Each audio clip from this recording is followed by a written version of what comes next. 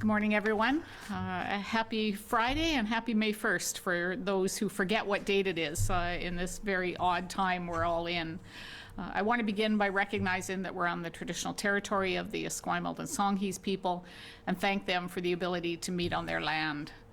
I think most of us are starting our press conferences these days with thank yous. For good reason, there are a lot of people to be thankful for. Certainly Dr. Bonnie Henry, Minister Adrian Dix, everyone at the Ministry of Health, everyone across government who's working hard to put programs together to be able to support people. Everybody from the front lines, healthcare workers, care aides, grocery store clerks, transit workers, first responders, not-for-profits, charities, and businesses. And I want to add today to that long list of thank yous to thank the media. This is a very uncertain time, and it's even more important than ever that people get reliable information, that they get access to where programs are there, where supports are there, that they know about the measures that are needed to take care of ourselves and our loved ones. We all know that many British Columbians have lost their jobs or have had their ability to be able to work severely affected by COVID-19. It's made it harder and harder for people to be able to make ends meet, to be able to pay their bills. Businesses, large and small, are also struggling to stay afloat, wondering what the future is going to bring for their business or their industry. That's why our government introduced the BC COVID-19 Action Plan with a range of measures to provide support to individuals, workers, businesses, and critical services across our province. And today, one of those measures kicks off. For people who've been let go of their jobs, or who are trying to get by working on reduced hours, we know the pandemic is weighing heavily on you and your family.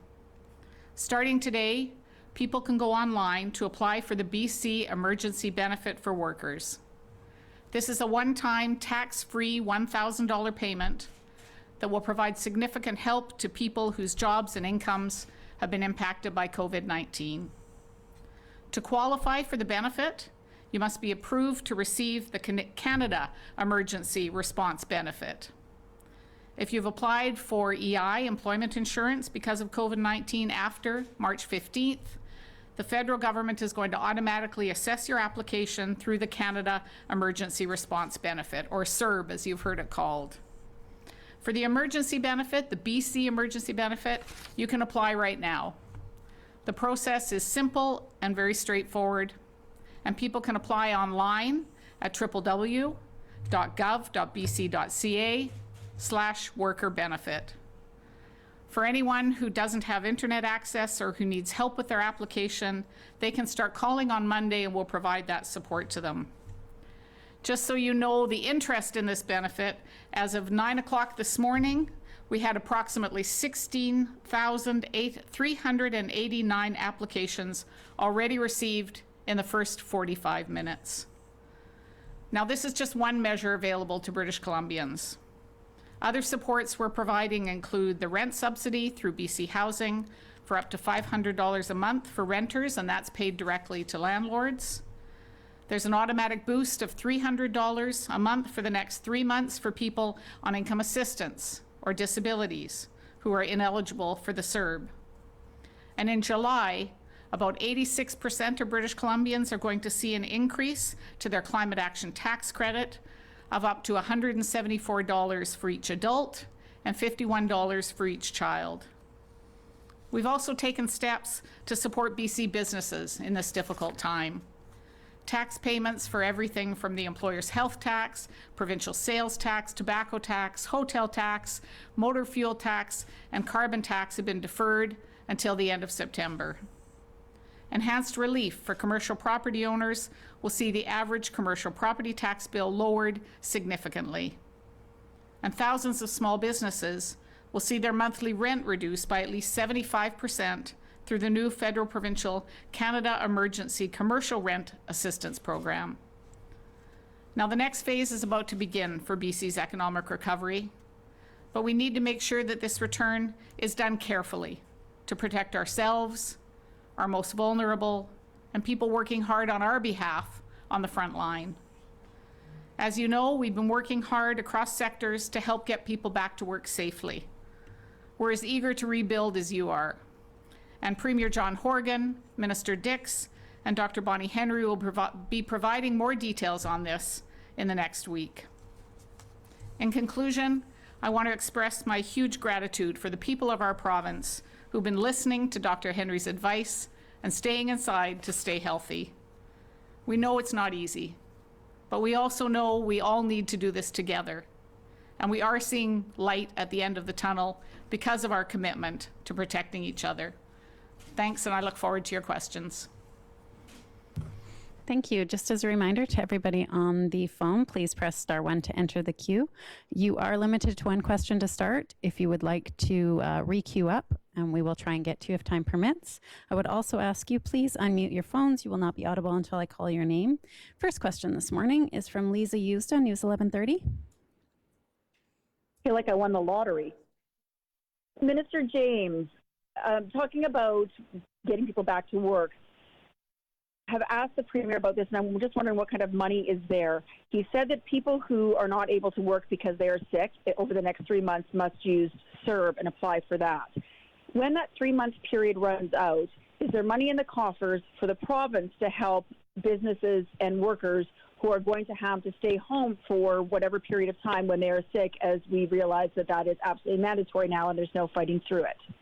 Well, I think, again, I know the issue of sick leave and sick time is something that is being worked on. And as I said, the Premier and others will have more to say about that in the next few weeks. When it comes to the existing benefits, there are obviously federal benefits and provincial benefits. The CERB benefit, as you know, is a federal benefit. The benefit we're talking about today is a one-time benefit, but there are a number of benefits that are 3 months. And as I said, the day we brought in our action plan, we'll be reviewing all of those based on how much of opening of the economy we're seeing, what kind of progress we're making. So there will be reviews, for example, on the tax deferrals as we get into the summertime to make a determination around the October 1st date. So those are things we'll be looking at as we go along. Next question is from Richard Zussman, Global News. One of the things this benefit, no doubt, Minister James, will help with are people paying rent.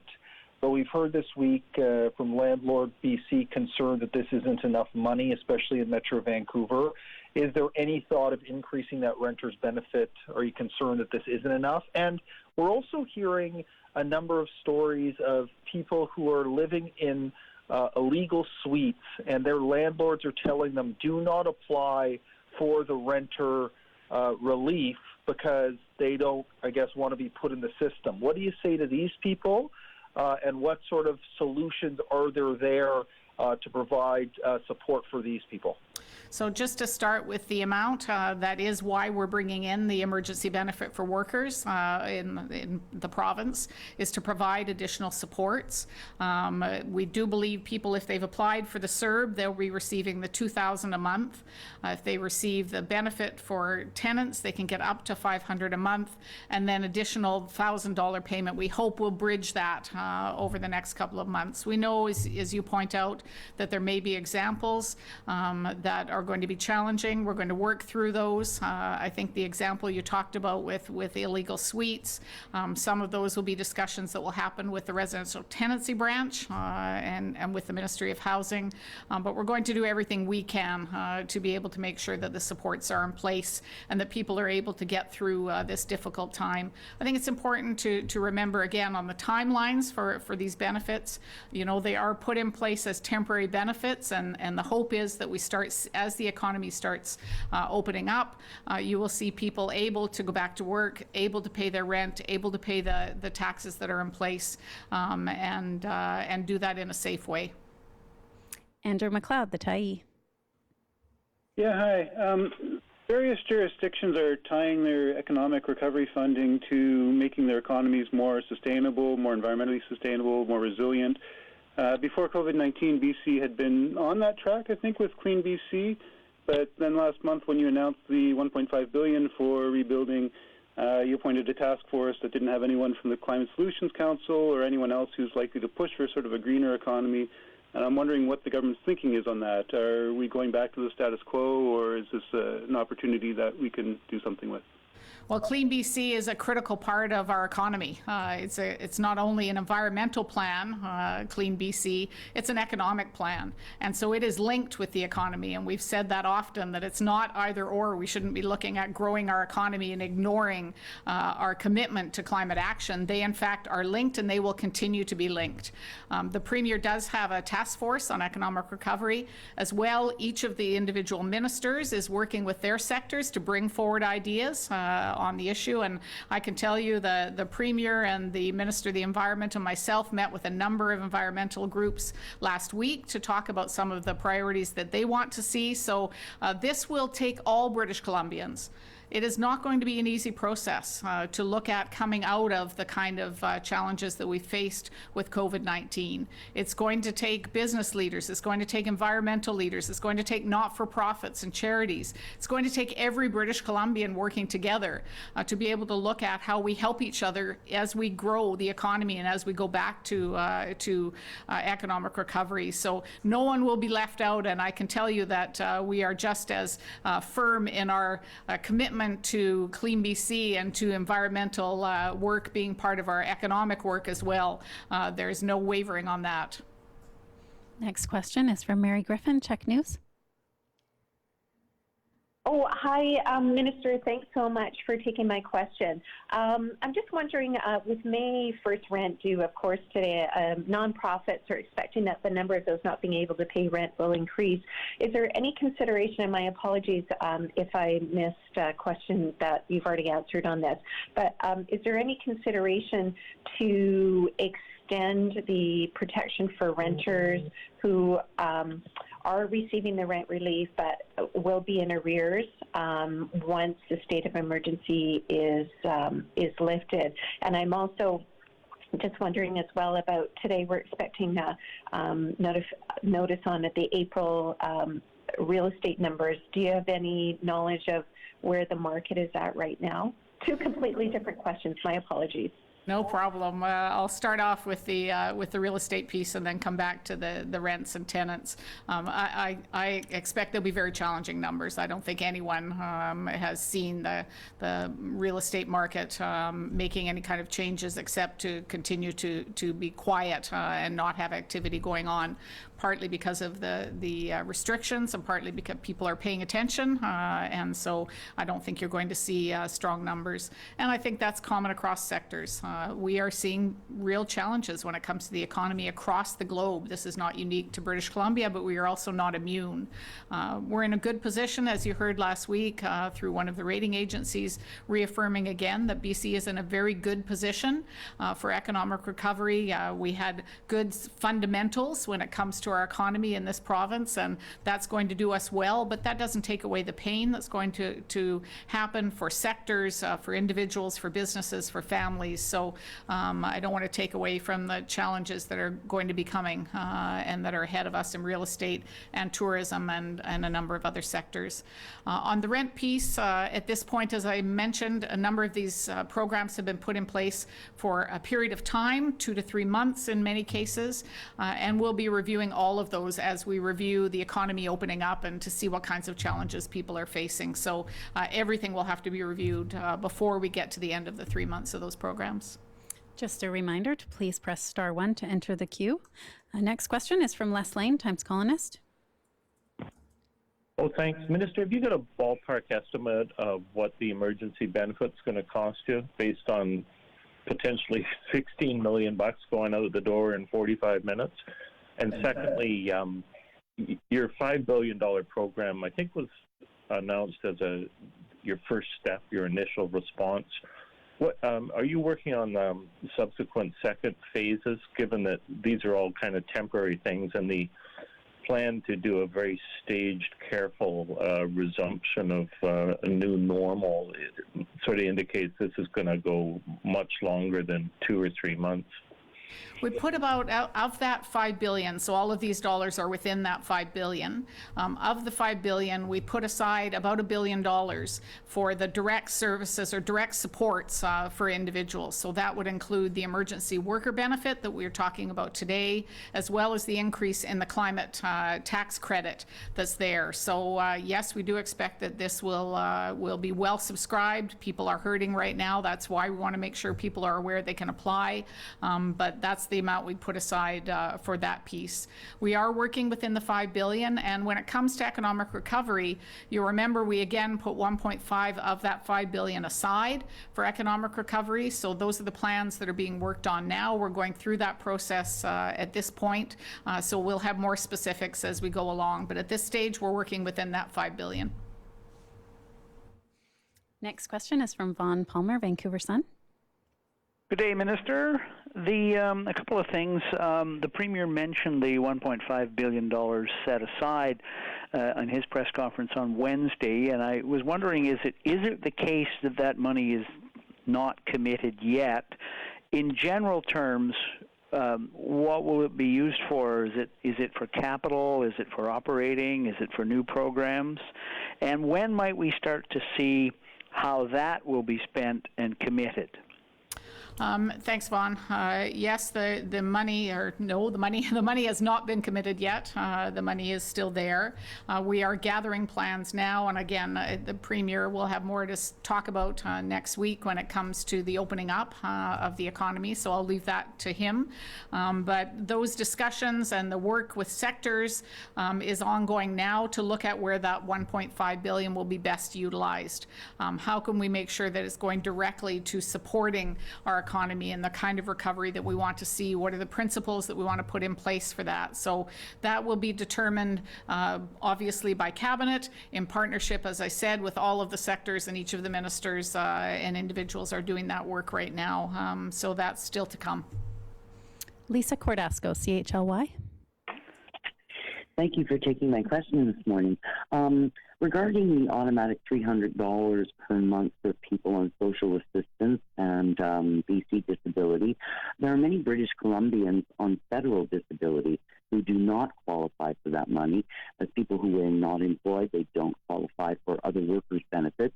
What is your government doing to fill that crack in the system?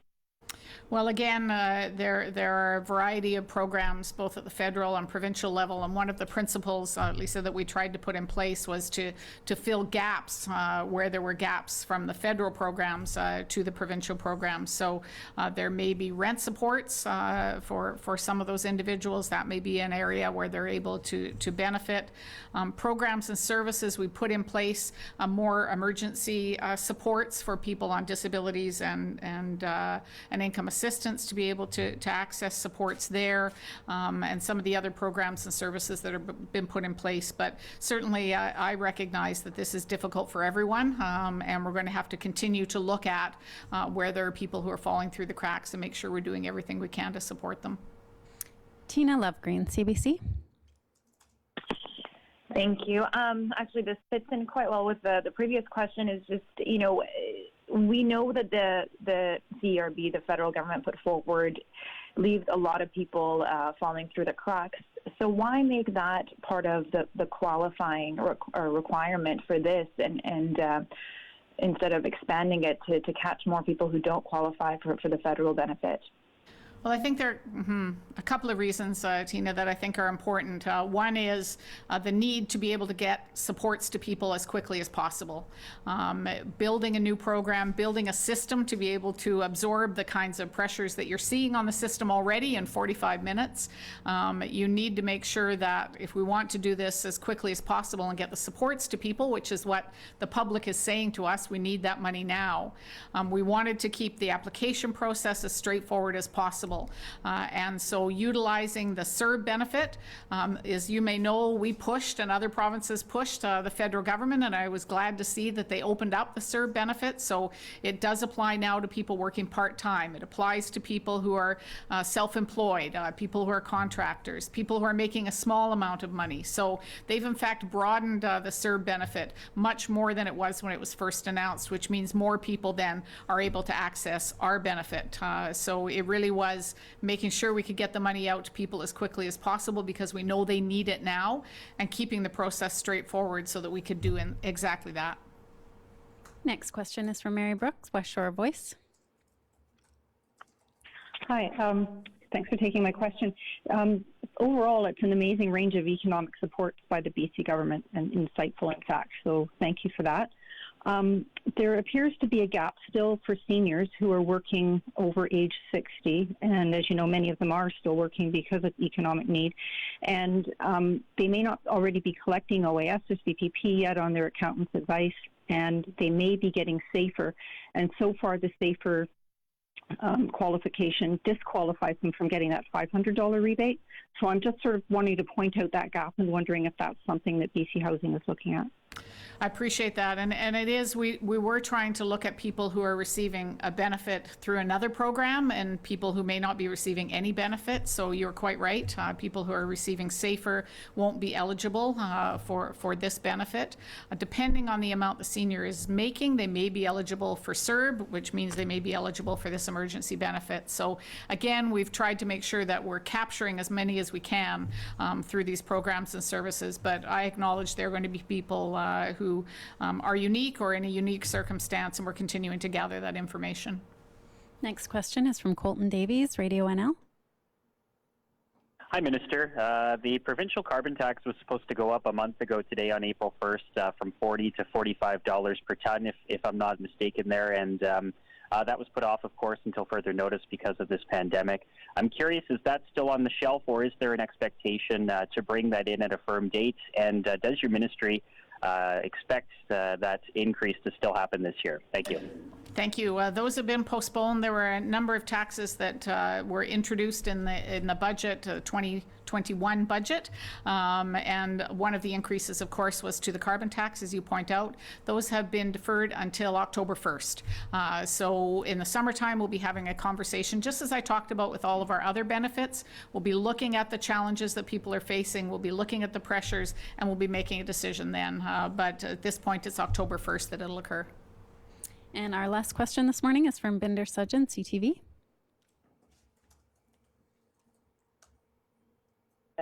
Issue around sick leave again. Just wondering if the province has a sense of whether WorkSafe has or Employment Standards has received any complaints from employees saying that they're having difficulties staying at home if they're feeling the slightest bit sick. I'd have to leave that, Binder, to the Health Minister and to the Labour Minister. I'm not aware of that work. I know that WorkSafe is involved in the discussions around sick leave, as the Premier and others are doing that work too, to look at how we can support people to be able to follow the Dr. Bonnie Henry orders that are there as well. That's all the time we have this morning. Thank you very much. Thank you, everyone.